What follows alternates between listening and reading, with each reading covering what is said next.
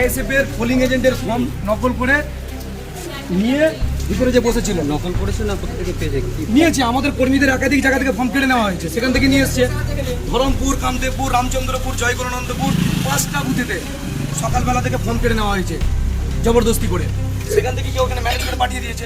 সেটাকে তৃণমূল কর্মী, এরা তৃণমূল কর্মী একদম চারিদিকে যাকে জিজ্ঞেস করবেন পলাশ রায়ের ঘনিষ্ঠ যে প্রার্থী তৃণমূলের, তাকে দিয়ে এখানে বস করিয়েছে।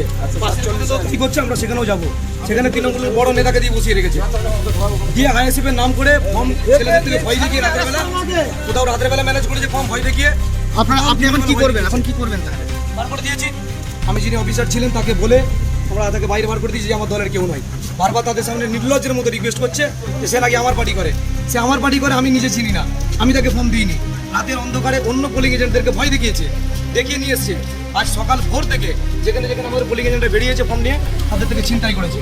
এতদিন জানতাম তৃণমূল ত্রিপল চোর, কাঠ চোর, কয়লা চোর, বালি চোর, ফাইল চোর, এখন দেখছি এরা আপনার পোলিং এজেন্টের ফর্ম পর্যন্ত চুরি করে নিচ্ছে।